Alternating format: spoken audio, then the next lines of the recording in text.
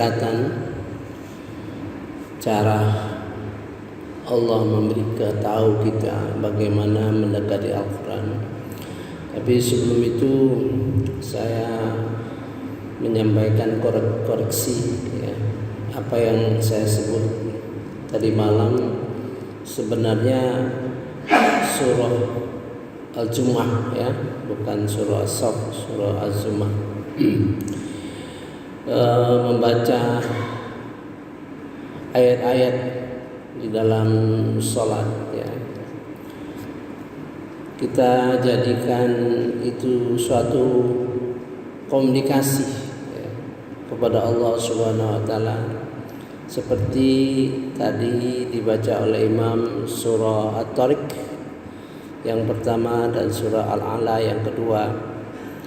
Kita membaca surah At-Tariq, kita paham isinya. Jadi dengan membaca surah At-Tariq itu kita memelihara apa yang kita ngerti ya. Kemudian kita baca apa saja apabila kita baca dalam salat, usahakan untuk mengerti apa isinya. Ya, apa isinya ya. Dari itu kita jadikan alat komunikasi dengan Allah Subhanahu wa taala dengan mengatakan, ya Allah, aku tahu surah At-Tariq ini, aku paham artinya, namun masih banyak hal-hal yang aku ingin tahu, ya Allah. Berilah tambahan ilmu dari surah At-Tariq itu ya. Jadi begitulah, tiap-tiap kita hafal, maka seolah-olah kita melaporkan kepada Allah Subhanahu wa taala, ini yang aku hafal, ini yang aku pahami, aku mohon tambahan ilmu darimu berkenaan dengan surah At-Tariq. Begitu juga surah Al-A'la, ini yang aku pahami, ini intinya, ini yang aku ingin tambah ilmu. Makanya kadang-kadang kita baca satu ayat ya, tahun pertama kita baca ayat, tahu kita. Tahun kedua lebih dalam lagi artinya, gitu ya. Seperti yang dikemukakan oleh Bapak Quraisy Shihab, seperti berlian. Ayat Al-Quran itu seperti berlian. Wah, di mana sudut kita lihat, maka sinarnya akan beda ya. Mari kita kembali kepada pembicaraan kita, yaitu Allah itu memberitahu sebenarnya cara mendekati Al-Quran. Kita sudah bicara pada tahap 2 ya, ada 7 tahap. Apakah kita akan lanjutkan terus sampai 7-nya? Nanti saya pikirkan dulu, sebab untuk pertama saja itu berat dalam arti disiplin, yaitu kalau kita dengar ayat-ayat Quran atau diberitahu mengenai ayat-ayat Quran atau ditafsirkan ayat-ayat Quran, maka tidak boleh sikap kita tuli dan bisu. Nah, artinya harus merespon. Nah, kalau saya sudah beritahu bahwa setidak-tidaknya belasan tahun ya. Kalau saya dengar ayat-ayat, saya dengar yang dijelaskan di TV atau di dalam khutbah atau ceramah, biasa saya langsung cek ayat-ayat itu. Misalnya dia nyebut surah Al-Furqan ayat 30, dia jelaskan tafsirnya begini-begini, maka saya cek, oh ini saya contengi ya. Jadi sudah menjadi kebiasaan. Itulah yang saya kerjakan untuk merespons apabila mendengar ayat-ayat Quran, tidak bersikap tuli dan bisu ya. Mudah-mudahan ada mungkin ada lagi yang lain-lain ya. Pokoknya itu ya. Kemudian kemarin kita bicara mengenai tahap 2 sebetulnya ya. Tapi sebelumnya pentingnya ilmu Al-Quran itu, mulai menggali ilmu Al-Quran itu, karena ilmu Al-Quran itu sehebat apapun ibadah kita, pasti kalau kita membaca Quran, memahami Quran, tentu semakin menyempurnakan baik sholat, baik ibadah lain-lainnya ya. Dan apabila kita lengah, sudah saya sampaikan, Allah akan membiarkan. Kalau kamu lengah, Allah akan membiarkan kamu menjadi temannya setan. Itu ya. Maka kita lihat yang kejadian sehari-hari, orangnya taat, sembahyang dan lain-lainnya, tapi mukanya masam, ya, hatinya tertutup, marah, mungkin kalau bicara itu tidak mengenakan, karena itu tembus ya, oleh setan. Jadi ada celah-celah di dalam diri kita, maka setan akan pergunakan itu. Kedua, kita harus sadar ya, mulai saat ini kita harus sadar bahwa aku belajar Quran, aku berusaha memahami Quran karena seluruh ayat-ayat Al-Quran itu mudah-mudahan memberi petunjuk kepadaku menjadi orang yang takwa. Yang perlu kita tanamkan di dalam hatiku, kalau baca Al-Quran mudah-mudahan akan menjadi petunjuk ke arah orang yang bertakwa. Karena ayat keduanya surah Al-Baqarah, A'udzubillahi minasyaitonirrajim, Bismillahirrahmanirrahim, Dzalikal kitabul la raiba fihi. Itulah kitab Al-Quran yang tidak ada keraguannya lagi, hudal lil muttaqin, menjadi petunjuk bagi orang-orang yang takwa. Ya. Nah, dari situ kita akan berproses. Ya. Kita akan berproses. Kalau kita baca Quran, dua alatnya, satu akal dan hati. Ya.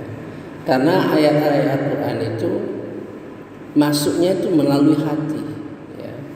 Saya sudah sampaikan bahwa dengan masuknya ke dalam hati itu akan menjadi benteng di hati kita. Ya. Mari kita lihat ayat-ayatnya. Ya. Pertama, surah Al-Baqarah ayat 97. Tuh, ya. Jadi belajar Quran itu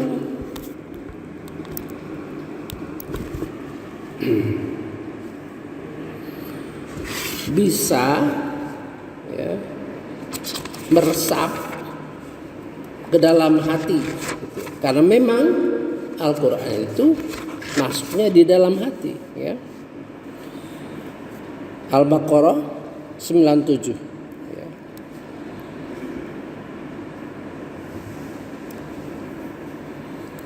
A'udzubillahi minasyaitonirrajim. Saya baca potongannya saja.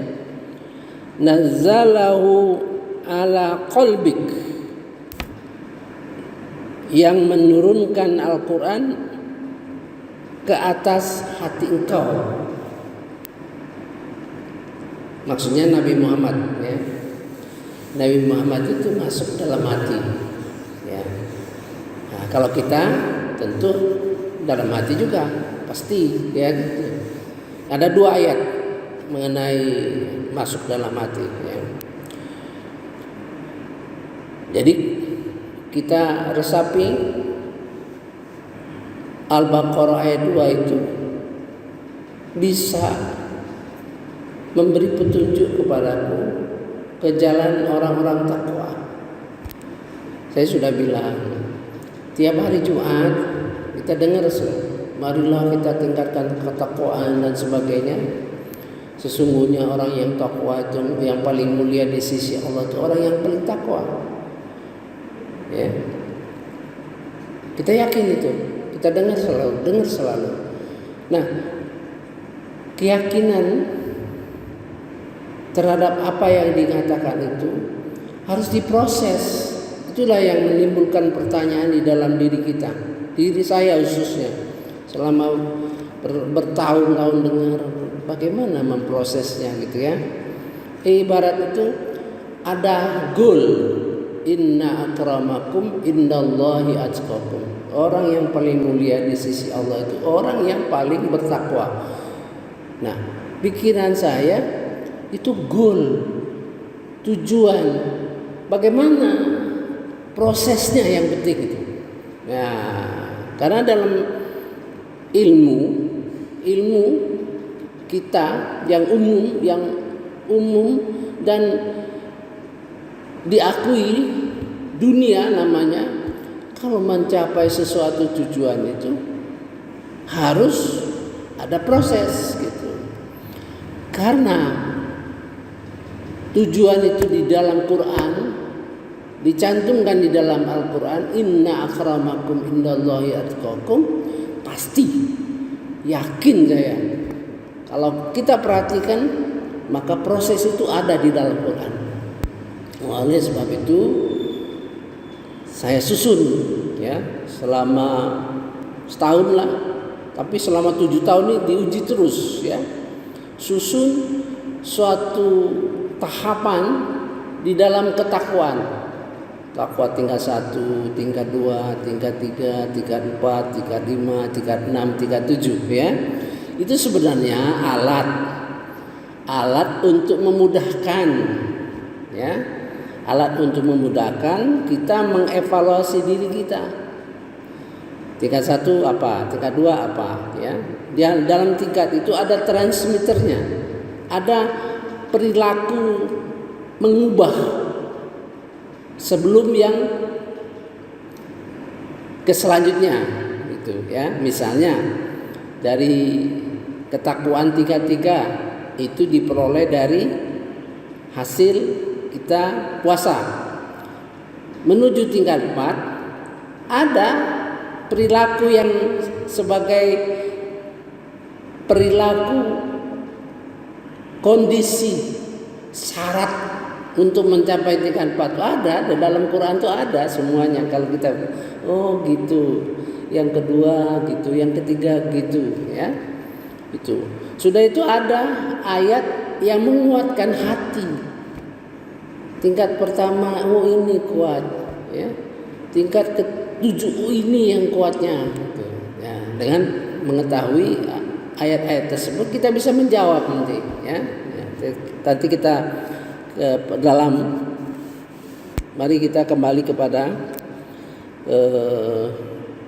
cara mendekati Al-Quran.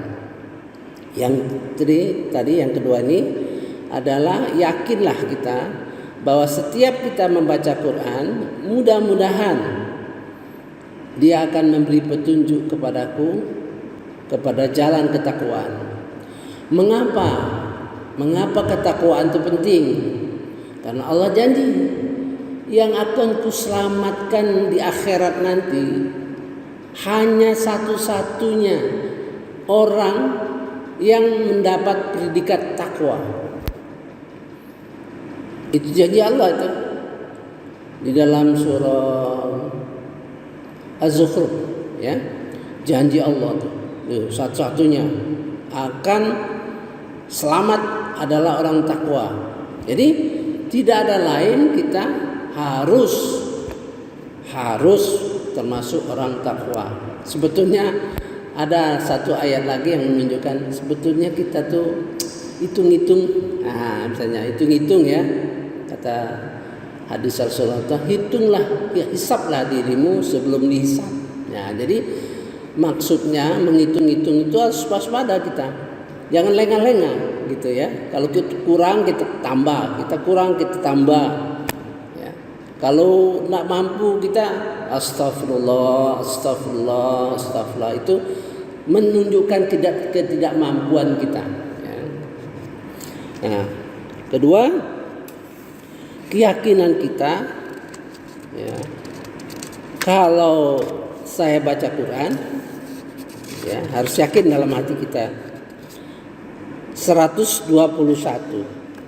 Al-Baqarah 121. Kalau saya baca Quran, menekuni Quran, insya Allah orang-orang yang kami beri kitab, mereka membaca sebagaimana mestinya, mereka itulah orang-orang beriman kepadanya.